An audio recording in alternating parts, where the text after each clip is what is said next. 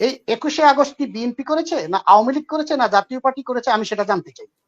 আমি জানতে চাই সাইদ খোকন যখন বলল যে আগাম বার্তা দিল যে এখানে একটি হামলা হতে পারে, তাহলে এখন পর্যন্ত সাইদ খোকন কি ডেকে এনে জিজ্ঞাসা করা হলো হয়েছে কি যে সাইদ খোকন তুমি আগে থেকে কোথা থেকে পেয়েছো আমার উপরে হামলা হতে পারে? উনি তো বিব্রত বোধ করেছেন, লজ্জা পেয়েছেন। মেজর মান্নান, তার কাছে এই শেখ হাসিনা হেরে গিয়েছেন, উনি তো এখানে লজ্জা পেয়েছেন। তো ওনার চিন্তা হলো বাংলাদেশে যদি অবাধ সুষ্ঠু নির্বাচন হয় তাহলে তো আমি হেরে যাই, ফেল করি, কাজে এটা হওয়া যাবে না, তারা হবে। আমি জাতীয় পার্টি সম্পর্কে যদি বলি যে এমন দেশটি কোথাও খুঁজে পাবে না তুমি যেই দেশে সরকার আমি, বিরোধী দলও আমি। আমরা তাদেরকে দেখেছি এই বিরোধী দল সরকারের কোনো বিরোধিতা না করে বিরোধী দল। জি, তো আমি আমাদের আবুল কালাম আজাদ ভাই অনেকটা ক্ষুব্ধ হয়েছেন বলেই মনে হয়, আমার প্রতিও বোধহয় কিছুটা রাগটাগ হয়েছেন। আমি আসলে ব্যক্তিগত কারো বিষয়ে কথা বলি না, আমি আওয়ামী লীগ কেন্দ্রিক কথা বলি, আমি দুঃশাসনের বিরুদ্ধে কথা বলি, আমি চোরের বিরুদ্ধে কথা বলি। না, উনি যেটা বলেছে যে আপনি টয়লেটে রাখার কথা বলেছেন, তাহলে বিএনপি যারা দুর্নীতি করেছে প্রত্যেকটির কথাই আমি নোটে দিছি, তবে সবগুলো নোটে নেওয়া সম্ভব না, কারণ তাহলে অনেক সময়ের ব্যাপার। আমি 2-4টি পয়েন্ট নোটে নিয়েছি। তো কালাম ভাই বলেছেন যে খোকন ভাইরা সবসময় আওয়ামী লীগকে চোর চোর বলে। কালাম ভাই, আওয়ামী লীগকে চোর বলা ছাড়া দুলাভাই বলা আমার পক্ষে সম্ভব না ভাই, আই এম সরি। স্পষ্ট প্রমাণিত আপনারা চুরি করেছেন, কাজে আমার পক্ষে দুলাভাই বলা সম্ভব না। যতদিন বেঁচে থাকবো আপনাদের চোর বলবো। আসেন, আপনি টিআইবির কথা বলেছেন, দুর্নীতির যে কথাগুলি বলেছেন, সরি, যে বিএনপিও দুর্নীতি করেছে। এখন দেখুন, বিএনপি যে দুর্নীতি করেছে সেই রিপোর্টটি টিআইবি দিয়েছে। আমাদের কলিমুল্লাহ স্যার আছেন, আপনার নিশ্চয় মনে আছে, ডক্টর হাসনাত আলী স্যার আছেন, যে টিআইবির বর্তমান 15 বৎসরে এই সরকারের অনৈতিকতা, দুর্নীতি, অনিয়ম সম্পর্কে যেই রিপোর্টগুলি প্রদান করা হয়, তখন আওয়ামী লীগের পক্ষ থেকে বলা হয় টিআইবি হলো বিএনপির অঙ্গ সংগঠন। তো বিএনপির ওই অঙ্গ সংগঠন যখন বিএনপির দুর্নীতির কথা বলছে, আপনারা তো এটা বিশ্বাস করেন না, কাজে সেই বিষয়ে আলোচনা করার দরকার নেই। এই হলো একটি বিষয়। আর বিএনপি গণতন্ত্রের শত্রু। Please expand to your talk mister Abul Kalam Azad, অনুরোধ করলাম।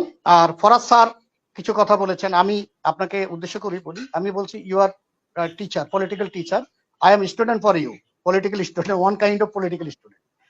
তো বিএনপি শাসন আমলে কোনো ভুল ত্রুটি ছিল না তা কিন্তু না, ছিল, এটা আমার কাছে স্পষ্ট। তো সেখান থেকে ভুল থেকে বেরিয়ে আসার জন্য শিক্ষকরাই নেতৃত্ব দিবে, সুশীলরাই নেতৃত্ব দিবে, সুশীলরাই সচেতন কথা বলবে, সুশীলরাই সুন্দর কথা বলবে দেশকে এগিয়ে নেওয়ার ক্ষেত্রে।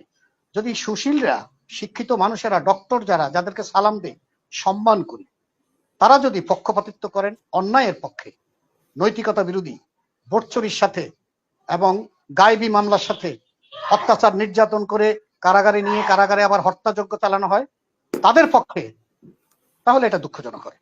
আর কে এম হাসানের কথাটা আসছে, দেখুন, কে এম হাসান দায়িত্ব নিতে চাইনি। লগি বৈঠার অত্যাচার, নির্যাতন, দেশের যে হট্টগোল, 173 দিন হরতাল, সরকারি কর্মকর্তাদেরকে ন্যাংটা করে রাস্তায় ছেড়ে দেওয়া ইত্যাদি নিতে চায় না। এখন রাষ্ট্র ক্ষমতাটা কোথায় যাবে? স্বভাবত কারণে রাষ্ট্রপতির কাছে যাওয়ার কথা। I am not an expert, কিন্তু আমার যে ধারণা, আপনার বিশ্লেষণ আপনি যদি পারেন বলবেন, আমি শিখে নিব আপনার কাছ থেকে। আজকে বিএনপি যদি বাংলাদেশে সন্ত্রাস, নৈরাজ্য আর হত্যাযজ্ঞ চালাইতো, তাহলে একটা পর্যায়ে 11 মতো ঘটনা ঘটতো। সেই 11 মতো ঘটনা ঘটলে রাষ্ট্রপতি শাহাবুদ্দিন চুপ্পুর কাছে ক্ষমতা চলে যেত। তো কাজেই ইয়াজউদ্দিন সাহেবের কাছে ক্ষমতা যাওয়ার পিছনে কি কি যুক্তি ছিল সেই কথাগুলি আমি আপনাকে বলবার চেষ্টা করেছি। আর আরেকটি বিষয় হলো, আপনি 21শে আগস্টের একটি কথা বলেছেন। 21শে আগস্টের বিষয়ে আমি খুব ভালোভাবে বলতে পারছি না, কিন্তু একটা জায়গায় আমি, যারা আওয়ামী লীগ করেন, আমি তাদেরকে প্রশ্ন করি যে সাইদ খোকন, যিনি সাবেক মেয়র, এবার ঢাকা 7 থেকে সম্ভবত এমপি হয়েছেন, ওই ভদ্রলোক 21শে আগস্টে হামলা হতে পারে, নৈরাজ্য হতে পারে, সন্ত্রাস হতে পারে, সে কারণে তৎকালীন বিরোধী দলীয় নেত্রী শেখ হাসিনার বাসায় সুধা সদন গিয়ে ওনাকে বলেছেন যে মাননীয় নেত্রী, আপনি 21শে আগস্টের সমাবেশে যোগদান করবেন না, সেখানে হামলা হতে পারে। এই বক্তব্যটি এই সাইদ খোকন সাহেব প্রেস ক্লাবের একটি কনফারেন্সে বলেছেন, যেটা সরাসরি অনুষ্ঠান থেকে আমি নিজের কানে শুনেছি। এখন আমার প্রশ্ন হলো, এই 21শে আগস্ট কি বিএনপি করেছে না আওয়ামী লীগ করেছে না জাতীয় পার্টি করেছে, আমি সেটা জানতে চাই। আমি জানতে চাই সাইদ খোকন যখন বলল যে আগাম বার্তা দিল যে এখানে একটি হামলা হতে পারে, তাহলে এখন পর্যন্ত সাইদ খোকন কি ডেকে এনে জিজ্ঞাসা করা হলো, হয়েছে কি যে সাইদ খোকন তুমি আগে থেকে কোথা থেকে পেয়েছো আমার উপরে হামলা হতে পারে? তাহলে তো বিষয়টা ক্লিয়ার হয়ে যায়। তো কেন একজন নেত্রীকে বিএনপি হত্যা করতে চেয়েছে সে কারণে আপনারা বিএনপির উপরে দায়টা চাপাচ্ছেন, অথচ সাইদ খোকনকে জিজ্ঞাসা করতে পারেন? আজকে বলি, আপনার এই যে এই হোলি আর্টিজান বেকারি গুলশানে, ওখানে যে জঙ্গি হামলা হলো, অনেকগুলো দেশি বিদেশি মানুষ মারা গেল, এটা তো আওয়ামী লীগের আমলে। তাহলে কি আওয়ামী লীগ দায়ী হবে? 21শে আগস্ট যদি বিএনপির আমলে হয় বিএনপি দায়ী, আওয়ামী লীগের আমলে হলে আওয়ামী লীগ দায়ী। এখন পিলখানায় যে 57 জন অফিসারকে হত্যা করা হলো আওয়ামী লীগের আমলে, তাহলে কি এটা আওয়ামী লীগ দায়ী হবে কিনা? পাশাপাশি আরেকটা হলো রমনার বটমূলে 96 সালের সরকারের সময় সম্ভবত, তখন যে বোমা হামলা হয়েছিল, জঙ্গি হামলা হয়েছিল আওয়ামী লীগের আমলে, তাহলে সেটা কি আওয়ামী লীগ দায়ী হবে কিনা?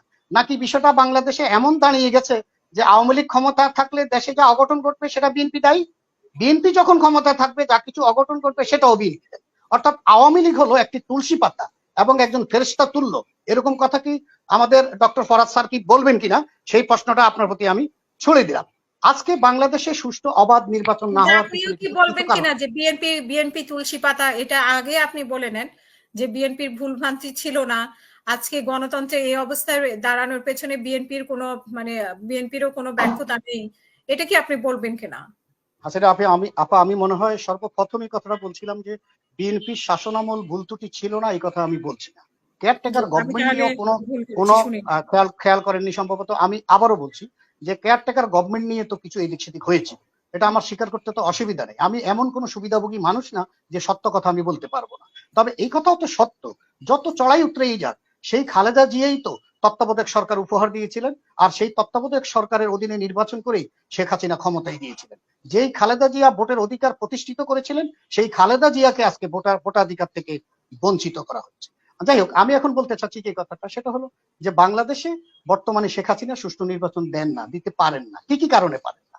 আমিও দেখি আসলে উনি পারেন না। উনি বিব্রত বোধ করেন, উনি লজ্জা পান। কেন পান?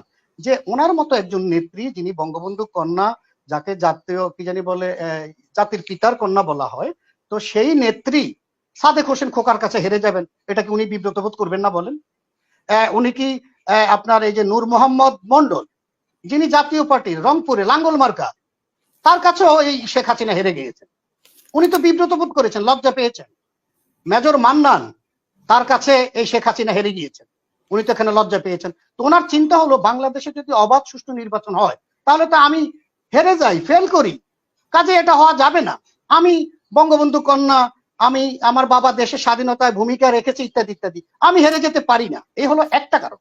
দ্বিতীয় কারণ হলো বেগম খালেদা জিয়া 23 বার এমপি হয়েছে, আমি যদি তার সাথে কম এমপি থাকি তো এটা তো আমি বিব্রত বোধ করি, এটা তো আমি লজ্জা পাই। কাজেই খালেদা জিয়ার চাইতে আমার বেশিবার আমাকে প্রধানমন্ত্রী হতে, এমপি হতে হবে। সেই কারণে এখন গণতান্ত্রিক উপায়ে ন্যায্যভাবে ভোটাধিকার প্রয়োগের সুযোগ করে দিলে শেখ হাসিনা যেহেতু আরেকবার এমপি হতে পারেন না, সে কারণে উনি অনেকবার এমপি হওয়ার জন্য 23 বারকে ডিঙ্গিয়ে আরো সামনে বাড়াবার জন্য এই চেষ্টাটা উনি করেছেন। খালেদা জিয়া 3 বার প্রধানমন্ত্রী হয়েছে। এখন শেখ হাসিনার চিন্তা যে খালেদা জিয়া 3 বার প্রধানমন্ত্রী হবেন, এটা তো হতে পারে না, আমি তার সাথে বেশিবার প্রধানমন্ত্রী হতে হবে, যার প্রেক্ষিতে ভোটটা আমার অধীনে হতে হবে, আমার নিয়ন্ত্রণে থাকতে হবে। জনগণ ভোট দিল কি দিল না, অন্তত সরকার গঠনের শপথ তো হলো। যতবার সরকার গঠনের শপথ হবে, আমার ট্রেড লাইসেন্স যতবার নবায়ন হবে, ততবারই তো আমি প্রধানমন্ত্রী হচ্ছি। তখন রাষ্ট্রের পৃথিবীর বিভিন্ন দেশ থেকে বিভিন্ন পত্রিকায় লেখা হবে এততম প্রধানমন্ত্রী। সেই কারণে এগুলো হচ্ছে। আমি আর একটি ছোট্ট কথা বলে হয়তো আমি শেষ করতে চাই, সেটা হলো যে আজকে বিরোধী দলের কথা আসছে, বিরোধী দল কারা হবে। আমি জাতীয় পার্টি সম্পর্কে যদি বলি যে এমন দেশটি কোথাও খুঁজে পাবে না তুমি, যেই দেশে সরকার আমি, বিরোধী দলও আমি। আমরা তাদেরকে দেখেছি। এই বিরোধী দল সরকারের কোনো বিরোধিতা না করে বিরোধী দল, এই বিরোধী দল একটি মিছিল করেনি, একটি মিটিং করেনি, এই বিরোধী দলের নামে একটি মামলা হয়নি, এই বিরোধী দলের উপরে একবারও হামলা হয়নি, এই বিরোধী দলের একজনও কারাগারে যায়নি। সেটাকে বিরোধী দল বলেন? যারা বুদ্ধিজীবী আছেন তারা কি করে বলেন? আর সেই জাতীয় পার্টি 26 আসন ভাগাভাগির পরে 11তে সীমাবদ্ধ হয়ে গেছে। আজকে স্বতন্ত্র থেকেও নাকি বিরোধী দল হতে পারে। আমি জানি না সংবিধানে কি আছে না আছে, সংবিধান বিশেষজ্ঞ ডক্টর নাজমুল হাসান কলিমুল্লাহ স্যার আছেন, অনেক জ্ঞানী মানুষ, অনেক জানেন, অনেক গবেষণা করেন, আপনাদের কাছে জেনে নিব আসলে কি বিষয়টা। এখন আওয়ামী লীগ থেকে আমরা নিজেরা যারা নৌকায় বিশ্বাসী, যারা হাসিনার আদর্শে বিশ্বাসী, শেখ হাসিনার আদর্শে, যারা এই সরকারের আদর্শে বিশ্বাসী, সেই তারা যদি বিরোধী দল হয়, এই বিরোধী দলের কি আসলে কোনো প্রয়োজনীয়তা আছে? আমি তো মনে করি সংবিধানে যেরকম তত্ত্বাবধায়ক সরকারটাকে আদালতের কাঁধে বন্দুক রেখে বাতিল করে দিয়েছেন, তেমনি ভাবে এই সংবিধানকে 18তম বার সংশোধন করে বাংলাদেশের রাজনীতিতে সরকার গঠনের ক্ষেত্রে, দেশ পরিচালনার ক্ষেত্রে কোনো বিরোধী দলের প্রয়োজন নেই। এটা যদি লিখে দেন তাইলে আমি একেবারে প্রচন্ড খুশি হই। এই নাটকীয় বিরোধী দল একেবারে লজ্জাস্কর, একদম পছন্দ করছি না। এই দেশের নাগরিক হিসেবে আমি নিজেকে দুর্ভাগা মনে করি। এই স্বাধীনতা সার্বভৌম রাষ্ট্রে এই যুদ্ধ করে রক্তের বিনিময়ে